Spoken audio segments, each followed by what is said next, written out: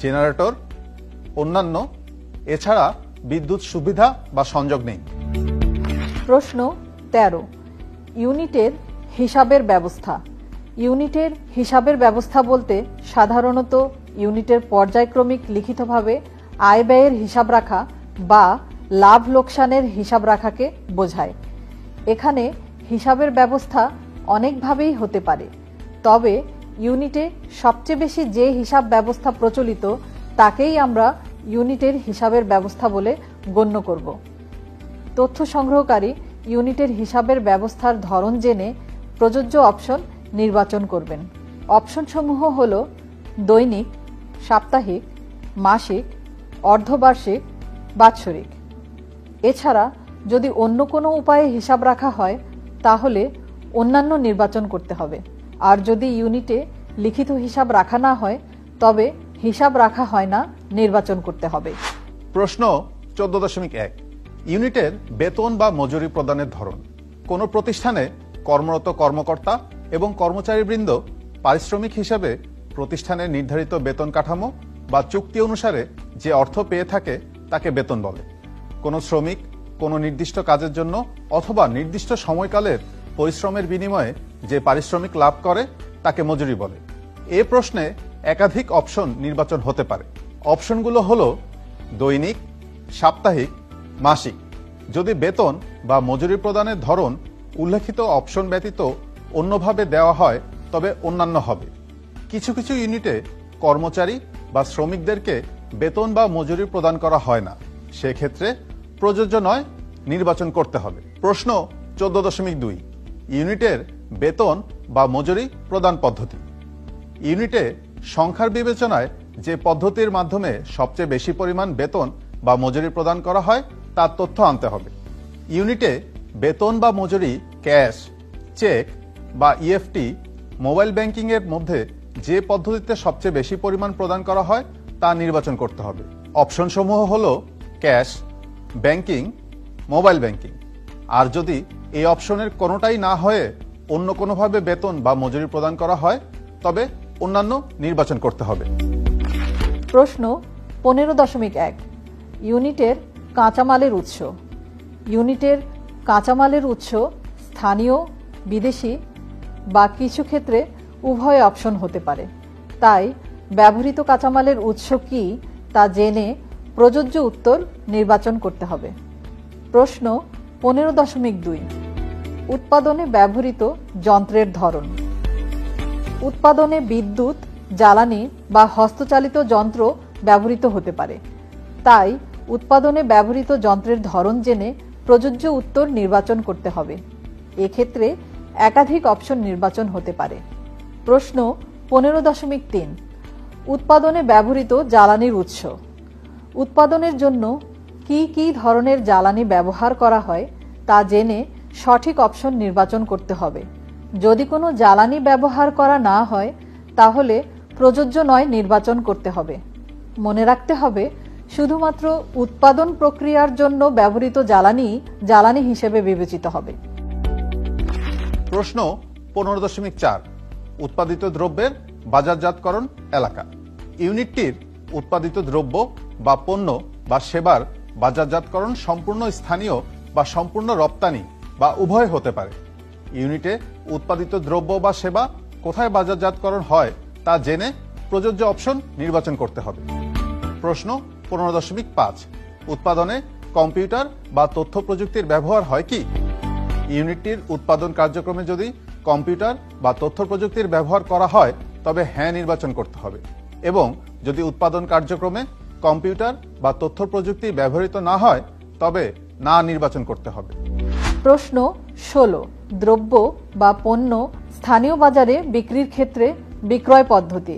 ইউনিটের দ্রব্য বা পণ্য স্থানীয় বাজারে বিক্রির ক্ষেত্রে যদি খুচরা বিক্রি করা হয় তবে খুচরা, যদি পাইকারি বিক্রি করা হয় তবে পাইকারি, যদি খুচরা এবং পাইকারি উভয়ভাবে বিক্রি করা হয় তবে উভয় নির্বাচন করতে হবে। এছাড়া যদি কোনো ইউনিটে দ্রব্য বা পণ্য বিক্রয় করা না হয় তবে প্রযোজ্য নয়, নির্বাচন করতে হবে। প্রশ্ন 17.1, ইউনিটটি ই কমার্স বা অনলাইন ব্যবসায় সম্পৃক্ত কি? ই কমার্স বা ইলেকট্রনিক কমার্স হলো একটি অনলাইন ব্যবসার ধরন যার মাধ্যমে ইন্টারনেট ব্যবহার করে পণ্য বা সেবা ক্রয় বিক্রয় করা হয়। ইউনিট কর্তৃক উৎপাদিত পণ্য বা সেবা বিক্রয়ে কোনো ধরনের ই কমার্স বা অনলাইন প্ল্যাটফর্ম ব্যবহৃত হলে অপশন হ্যাঁ নির্বাচন করতে হবে। অপরপক্ষে কোনো ধরনের ই কমার্স বা অনলাইন প্ল্যাটফর্ম ব্যবহৃত না হলে অপশন না নির্বাচন করতে হবে। সরকারি, স্বায়ত্তশাসিত বা অন্যান্য সেবা প্রতিষ্ঠানের জন্য প্রশ্নটি প্রযোজ্য নাও হতে পারে। সেক্ষেত্রে প্রযোজ্য নয় অপশনটি সিলেক্ট করতে হবে। প্রশ্ন 17.2 ইউনিটে ই কমার্স বা অনলাইনের মাধ্যমে নিম্নলিখিত কোন কোন কার্যক্রম সম্পাদন করা হয়? ইউনিটে ই কমার্স বা অনলাইনের মাধ্যমে দ্রব্য বা পণ্য ক্রয়, বিক্রয়, বিতরণ, অনলাইন ব্যাংকিং, গ্রাহক সেবা প্রদান, শিক্ষা কার্যক্রম, যাত্রী পরিবহন, মালামাল পরিবহন প্রভৃতি কার্যক্রম সম্পাদন করতে পারে। যদি এর মধ্যে কোনো কার্যক্রম সম্পাদন করে তবে তা জেনে প্রযোজ্য অপশন নির্বাচন করতে হবে। উল্লেখিত অপশন ব্যতীত যদি অন্য কোনো কার্যক্রম সম্পাদন যেমন পেমেন্ট প্রক্রিয়া, অ্যানালিটিক্স ও রিপোর্টিং, মার্কেটিং ও প্রচার প্রভৃতি করা হয় তবে অন্যান্য নির্বাচন করতে হবে। প্রশ্ন 18.1 ইউনিটটির কোনো ইন্স্যুরেন্স বা বীমা রয়েছে কি? ইন্স্যুরেন্স বা বীমা হল অর্থের বিনিময়ে ব্যবসা প্রতিষ্ঠানের সম্পদ বা মালামালের সম্ভাব্য আংশিক বা সম্পূর্ণ ক্ষয়ক্ষতির ঝুঁকি গ্রহণ সংক্রান্ত একটি পদ্ধতি। ইউনিটটির নামে কোনো ধরনের ইন্স্যুরেন্স করা থাকলে উত্তর হ্যাঁ নির্বাচন করতে হবে। অপরপক্ষে যদি ইউনিটটির নামে কোনো ধরনের ইন্স্যুরেন্স করা না থাকে তবে অপশন না নির্বাচন করতে হবে। সরকারি অফিস, স্কুল, মসজিদ, মন্দির প্রভৃতির ক্ষেত্রে প্রযোজ্য নয় অপশন নির্বাচন করতে হবে। প্রশ্ন 18.2 ইউনিটটির গবেষণা ও উন্নয়ন অর্থাৎ R&D ব্যবস্থাপনা আছে কি? বর্তমান যুগে নতুন পণ্য এবং সেবা উদ্ভাবন, প্রতিযোগিতা বজায় রাখা, মার্কেট ট্রেন্ডের সঙ্গে সঙ্গতি, প্রযুক্তিগত উন্নতি, পণ্যের গুণগত মান বৃদ্ধি, বাজারে প্রবেশের সুযোগ, সামাজিক ও পরিবেশগত প্রভাব প্রভৃতি কারণে ইউনিটের গবেষণা ও উন্নয়ন গুরুত্বপূর্ণ ভূমিকা পালন করে। ইউনিটটিতে যদি গবেষণা ও উন্নয়ন ব্যবস্থাপনা থাকে তবে অপশন হ্যাঁ নির্বাচন করতে হবে। আর যদি প্রতিষ্ঠানে এরকম কোনো ব্যবস্থা না থাকে তবে সেক্ষেত্রে অপশন না নির্বাচন করতে হবে।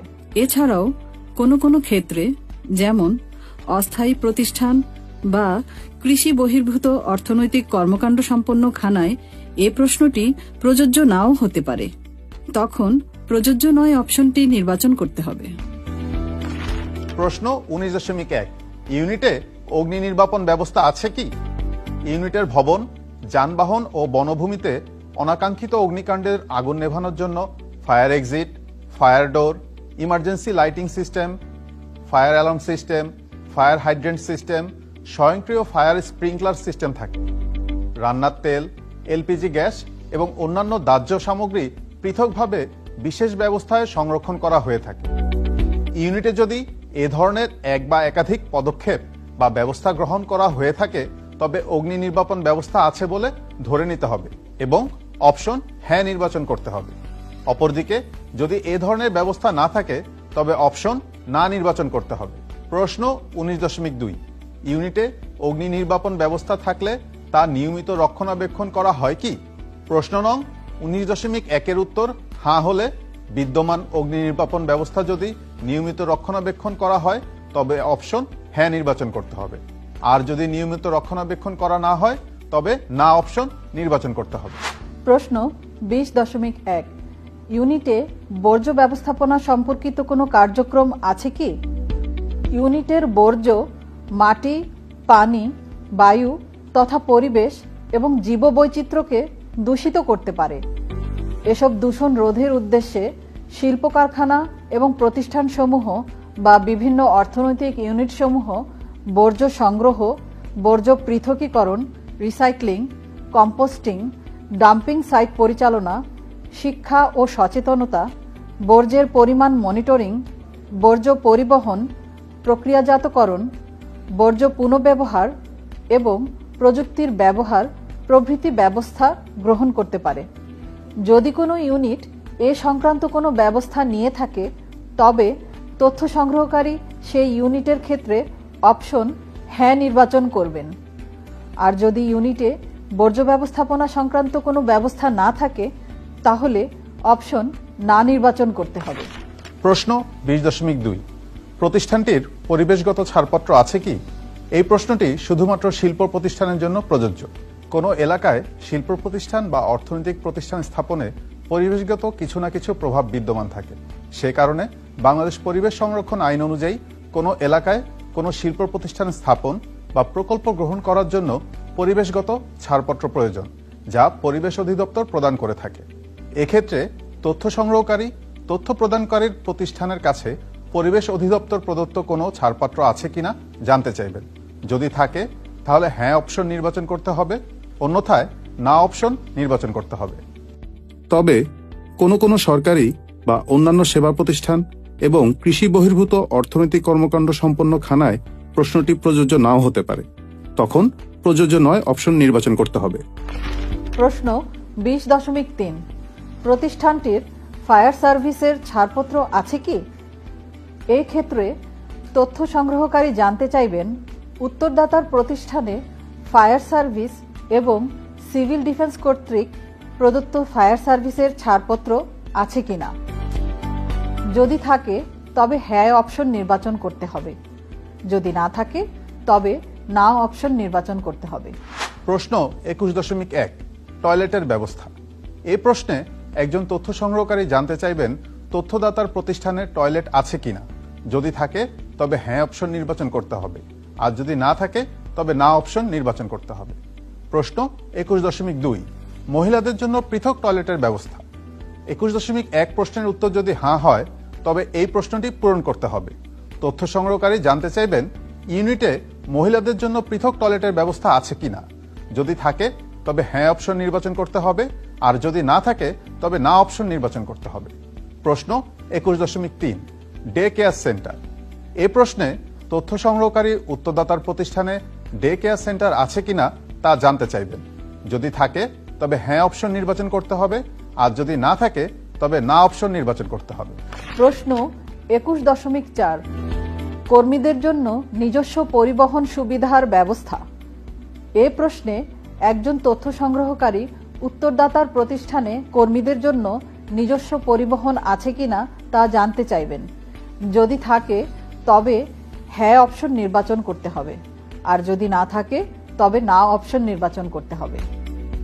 প্রশ্ন 21.5 কর্মীদের নিরাপত্তা বা সেফটি ব্যবস্থা। ইউনিটের কাজের ধরন অনুযায়ী কর্মীদের নিরাপত্তার জন্য বিভিন্ন নিরাপত্তা বা সেফটি ব্যবস্থা গ্রহণ করা হয়, যেমন নিরাপত্তা প্রশিক্ষণ, ব্যক্তিগত সুরক্ষা সরঞ্জাম বা পিপিই যেমন helmet, gloves, safety goggles, mask ইত্যাদি প্রদান। নিরাপত্তা নীতি ও প্রোটোকল, বিপদ শনাক্তকরণ ও মূল্যায়ন, কাজের স্থান পরিষ্কার ও সুশৃঙ্খল রাখা, ফায়ার সেফটি ব্যবস্থা, নিরাপত্তা টিম প্রভৃতি। ইউনিটে যদি এ ধরনের কোনো নিরাপত্তা বা সেফটি ব্যবস্থা থাকে তবে হ্যাঁ অপশন নির্বাচন করতে হবে, এবং যদি নিরাপত্তার ব্যবস্থা না থাকে তবে অপশন না নির্বাচন করতে হবে। প্রশ্ন 21.6 কর্মীদের স্বাস্থ্য সেবার ব্যবস্থা।